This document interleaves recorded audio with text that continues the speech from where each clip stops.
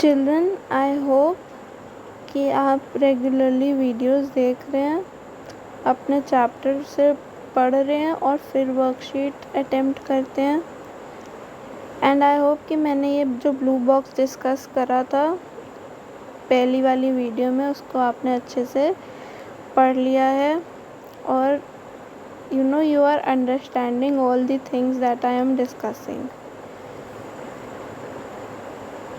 So हम कर रहे थे how participants saw the movement, कि कौन कौन पार्टिसिपेट कर रहा था और उनके लिए स्वराज का मतलब क्या था और वो क्यों सिविल डिसोबीडियंट मूवमेंट में पार्टिसिपेट कर रहे थे। So we had done rich peasantry communities, poor peasantry, business class, और अब हमें करना था इंडस्ट्रियल वर्कर्स के लिए। The industrial worker classes did not participate in the civil disobedient movement in large numbers except in the Nagpur region. तो जो industrial working class थी उसने पार्टिसिपेट नहीं करा था सिविल डिसोबीडियंट मूवमेंट ने, सिवाय नागपुर रीजन के। सिर्फ नागपुर रीजन के जो इंडस्ट्रियल वर्किंग क्लास थी, सिर्फ उसी ने ही पार्टिसिपेट करा था सिविल डिसोबीडियंट मूवमेंट में। As the industrialists came closer to the Congress, workers stayed aloof. Stayed aloof मतलब वो दूर रहे। इंडस्ट्रियलिस्ट तो कांग्रेस के पास आ गए थे पर उसके वर्कर्स नहीं। But in spite of that, some workers did participate in the civil disobedient movement. पर इन सब के बाद भी कुछ वर्कर्स ने पार्टिसिपेट करा था सिविल डिसोबीडियंट मूवमेंट में, selectively adopting some the ideas of the Gandhian program. Selectively मतलब सिर्फ गांधीयन प्रोग्राम के ही आइडियाज़ उन्होंने अडॉप्ट करे थे, like boycott of the foreign goods as per their own movements against low wages and poor working conditions. जैसे कि boycott करे वो फॉरेन गुड्स का, और अपने मूवमेंट में उन्होंने करा था वो रिजेंटमेंट शो करा था, एक अपना खुद का मूवमेंट ऑर्गेनाइज करा था अगेंस्ट लो वेज, जो कम सैलरी मिलती थी, और पुअर वर्किंग कंडीशंस के खिलाफ। There were strikes by railway workers in 1930 and dock workers in 1932। तो स्ट्राइक्स उन्होंने रेलवे वर्कर्स ने करी थी 1930 में और डॉक वर्कर्स ने करी थी 1932 में। डॉक वर्कर्स कौन होते हैं? जो डॉक्स पे काम करते, जो वर्कर्स डॉक्स पे काम करते। डॉक्स आर कोस्टल एरियाज़ पे जहाँ शिप्स लगती हैं, उनको डॉक एरिया बोला जाता है। In 1930, thousands of workers in Chota Nagpur tin mines wore Gandhi caps and participated in protest rallies and boycott campaigns. 1930 में हज़ारों की तादाद में वर्कर्स छोटा नागपुर में जो टिन माइंस के वर्कर्स थे, उन्होंने गांधी कैप्स पहनी और प्रोटेस्ट में हिस्सा लिया अगेंस्ट द बॉयकॉट्स।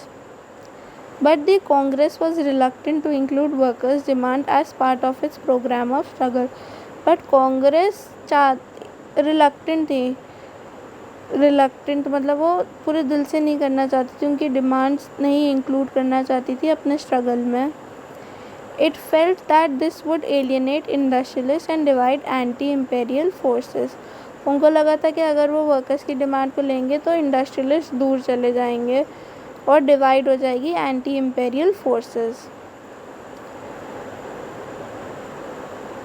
ये हो गई इंडस्ट्रियल वर्किंग क्लास की बात। अब हम आते हैं पार्टिसिपेशन ऑफ वुमेन पे, कि वुमेन ने कैसे सिविल डिसोबीडियंस में पार्ट लिया। Another important feature of the civil disobedient movement was large scale participation of women. During Gandhiji's salt march, thousands of women came out of their houses to listen to him. जब salt march करी थी तब बहुत सारी thousands of women आई थी अपने घरों से निकल के और गांधी जी की बात सुनने के लिए। They participated in protest march, manufactured salt and picketed foreign clothes and liquor shops. तो वुमेन ने क्या क्या करा था?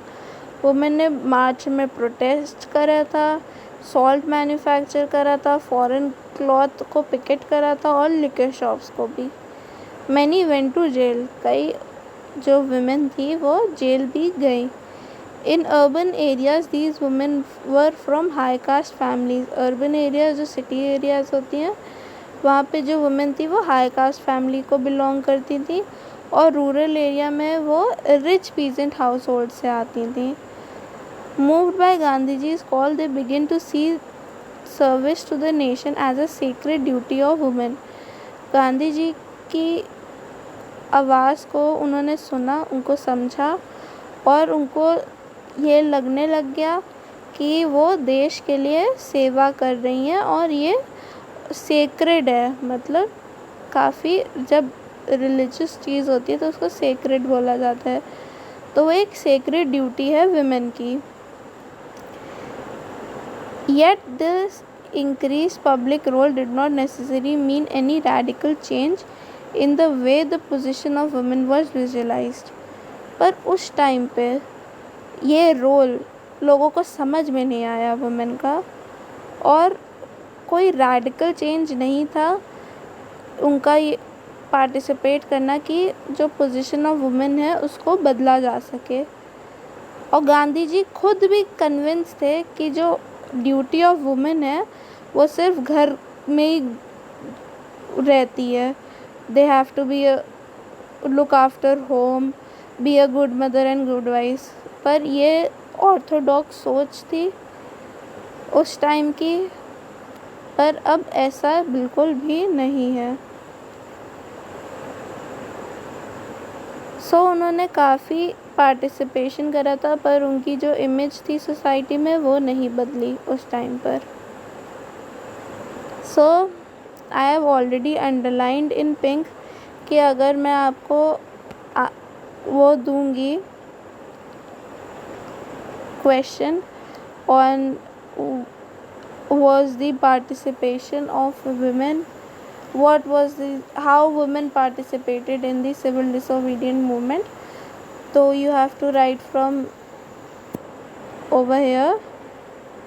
There was a large scale participation of women,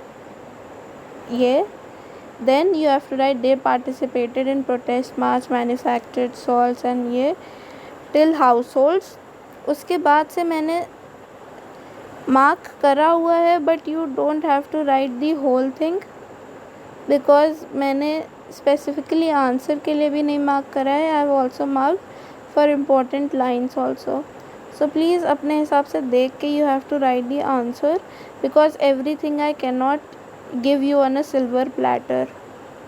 okay, मैं आपको हर चीज़ एक I can not feed to you, आपको खुद ही करना होगा। And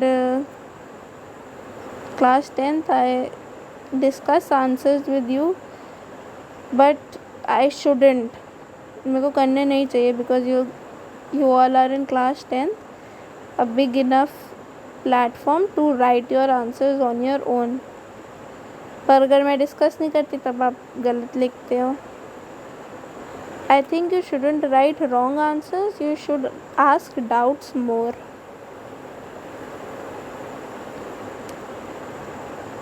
After a long time, the Congress was reluctant to allow women to hold any position of authority within the organization। काफ़ी लंबे समय के बाद भी कांग्रेस रिलक्टेंट थी कि वो वुमेन को कोई पोजीशन ऑफ अथॉरिटी दे ऑर्गेनाइजेशन के अंदर। It was keen only on their symbolic presence. अब उनके सिर्फ सिम्बॉलिक प्रेजेंस से ही वो कीन थे। Now coming to limits of civil disobedience movement. Not all social groups were moved by the abstract concept of Swaraj. सारे social group move नहीं हुए थे स्वराज के नाम से। One such social group was untouchables। अब उस टाइम पे कई लोगों को अनटचेबल्स बुलाया जाता था। whom around the 1930s had begun to call themselves दलित और oppressed, जो 1930s के आसपास में अपने आप को दलित या oppressed बुलाने लग गए थे। बिकॉज अनटचेबल एक ऐसा शब्द है जो किसी को किसी के लिए बुलाना नहीं चाहिए। For long the Congress had ignored Dalits for fear of offending the Sanatanis, the conservative high caste Hindus. So जो अनटचेबल्स उस टाइम पे थे, जो अपने आप को 1930s के अराउंड दलित या ऑपरेश बुलाने लग गए थे, ये एक ऐसा ग्रुप था जो स्वराज के उससे इतना मूव्ड नहीं था आइडियल से। और जो कांग्रेस भी थी, ये दलित्स की प्ली को, डिमांड्स को इग्नोर करती थी कि उसको लगता था कि कहीं वो ऑफेंड ना कर दे हाई कास्ट हिंदूज़ की कास्ट को, that was known as Sanatanis. But Mahatma Gandhi declared that Swaraj would not come for 100 years if untouchability was not eliminated, because untouchability एक हमारी सोसाइटी का उस टाइम का बहुत बड़ा ईविल था। तो महात्मा गांधी ने डिक्लेयर करा कि स्वराज अगले 100 साल तक फिर नहीं आएगी जब तक अनटचेबिलिटी सोसाइटी से हटाया नहीं जाएगा। उन्होंने क्या करा उनके लिए, ऑपरेस सोसाइटी के लिए? उन्होंने सबसे पहले अनटचेबल्स को हरिजन बुलाया, और which means children of God. उन्होंने सत्याग्रह ऑर्गेनाइज करा कि वो सिक्योर कर सके उनकी entry into temples and access to public wells, tanks, roads and schools. क्योंकि जो ऑपरेस, जो दलित क्लास थी, उनको टेम्पल्स में आने से रोक था। वो जो पब्लिक वेल्स थे उनसे पानी नहीं निकाल सकते थे, वो टैंक्स, रोड, स्कूल्स कहीं जा नहीं सकते थे। It was very difficult for them to go. तो सबसे पहले उन्होंने सिक्योर करा उनकी एंट्री इन सब जगहों पर, उनको अनटचेबल से हरिजन बुलाया। He himself cleaned toilets to dignify the work of the bhangi, the sweepers। अब स्वीपर्स का डिग्निफाई करने के लिए, उनको रिस्पेक्ट प्रोवाइड करने के लिए उन्होंने खुद लोगों के टॉयलेट साफ़ करे, ताकि किसी को भी इन्फीरियर नज़र से ना देखा जाए। And persuaded upper classes to change their heart and give up the sin of untouchability. उन्होंने परसुए करा अपर क्लासेस ऑफ सोसाइटी को कि वो चेंज ऑफ हार्ट करें, कि वो और काइंडनेस लाएं अपने अंदर towards the oppressed sections of the society, और give up the sin of untouchability. क्योंकि अनटचेबिलिटी प्रैक्टिस करना एक सिन था, एक पाप था, तो इस पाप को वो छोड़ें। But many Dalit leaders were keen on a different political situation to the problems of the community। ये तो हो गया गांधी जी का पर्सपेक्टिव। पर कुछ दलित लीडर्स ऐसे थे जो पॉलिटिकल सिचुएशन को चेंज करना चाहते थे, ताकि वो सल्यूशन ला सकें इस कम्युनिटी के लिए। They began organizing themselves। वो खुद ही अपने आप को ऑर्गेनाइज करने लग गए। Demanding reserve seat in educational institutions, और डिमांड करने लग गए कि रिजर्व सीट्स हों एजुकेशनल इंस्टीट्यूशंस में। सेपरेट इलेक्टोरेट हो जो सिर्फ दलित मेंबर्स को ही चूज़ करे, मतलब दलित लोग दलित लीडर्स को चूज़ करें। पॉलिटिकल एम्पावरमेंट हो, they believe would resolve the problems of the social disabilities. अब उनको सोशल डिसेबिलिटीज़ लगती थी जो सोसाइटी में प्रिवेल करती थी, उनको लगता था कि वो तभी सॉल्व हो सकती हैं जब दलित्स को पॉलिटिकल एम्पावरमेंट मिले। Dalit participation in the civil disobedient movement was therefore limited. इसी वजह से जो दलित पार्टिसिपेशन था सिविल डिसोबीडियंट मूवमेंट में, वो लिमिटेड था। Particularly in the Maharashtra and the Nagpur region where their organization was quite strong। और महाराष्ट्र और नागपुर रीजन में तो और कम था, मतलब और लिमिटेड था, क्योंकि उनकी जो खुद की ऑर्गेनाइजेशन थी वो काफ़ी ज़्यादा स्ट्रॉन्ग थी। Doctor B R Ambedkar who organize the Dalits into the depressed classes of associations in 1930 clashed with Mahatma Gandhi at the second round table conference by demanding separate electorates for Dalits. Now we know second round table conference के जो negotiations थे वो अच्छे से नहीं गए and Gandhi ji returned disappointed from London. तो इसका एक रीज़न ये भी है। तो डॉक्टर बी आर अम्बेडकर जिन्होंने ऑर्गेनाइज़ करा था डिप्रेस्ड क्लासेस एसोसिएशन इन 1930, उनकी महात्मा गांधी से थोड़ी सी मतलब नोकझोंक हो गई थी at the second round table conference, जिसमें वो डिमांड कर रहे थे सेपरेट इलेक्टोरेट्स फॉर दलित्स। तो why did doctor B R Ambedkar clash with Mahatma Gandhi at the second round table conference? Because Dr. B. R. Ambedkar was demanding a separate electorates for Dalits. When the British government conceded Ambedkar's demand, मतलब British government ने जब अम्बेडकर की demand को समझा, उनको कंसीड करने लगी, तब गांधी जी ने एक फास्ट अनटू डेथ मतलब भूख हड़ताल रखी उन्होंने। He believed that separate electorates for Dalits would slow down the process of their integration into society.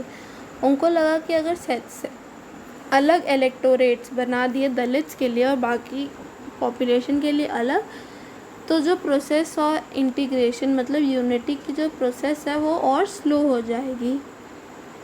Ambedkar ultimately accepted Gandhiji's position and the result was the Pune Pact of September 1932.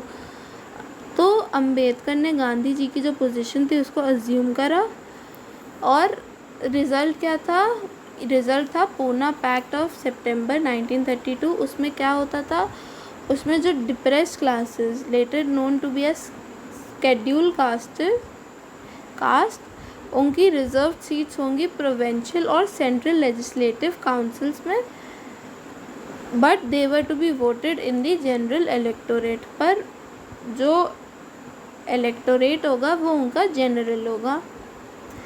The Dalit movement however continue to be apprehensive of the Congress led national movement. Apprehensive का तो मतलब हमें पता ही है, थोड़ा सा पीछे हट गया, थोड़ा सा it was scared of the Congress led national movement.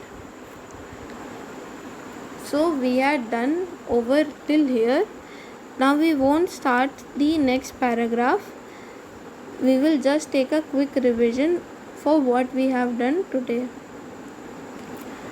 हमने करा है इंडस्ट्रियल वर्किंग क्लास का कि कैसा उनका पार्टिसिपेशन था in the civil disobedient movement. Then participation of women, जहाँ पे मतलब वुमेन ने काफ़ी बातें सुनी गांधी जी की and they responded to it. उन्होंने प्रोटेस्ट निकाले और उन्होंने अपनी एक सैक्रेड ड्यूटी समझी। पर महात्मा गांधी भी उनका रोल जो समझते थे वो बस उनका घर तक ही समझते थे। He wasn't a total unorthodox person. Then we had done limits of the civil disobedient movement, जिसमें हमने अनटचेबल्स के बारे में पढ़ा, द दलित्स, उनका participation, then doctor B R Ambedkar, then the Poona Swaraj pact of 1932 is also important, क्योंकि उसमें हमें पता चलता है कि उसने डिप्रेस क्लासेस को रिजर्व सीट्स दी प्रोविंशियल और सेंट्रल लेजिस्लेटिव काउंसिल्स में, और उनका जो वोट दिया जाएगा वो जनरल इलेक्टोरेट के ही थ्रू दिया जाएगा। So we are done till here. If you have any doubt till here, you are free to ask in the group, and we will start by the next paragraph in the next video.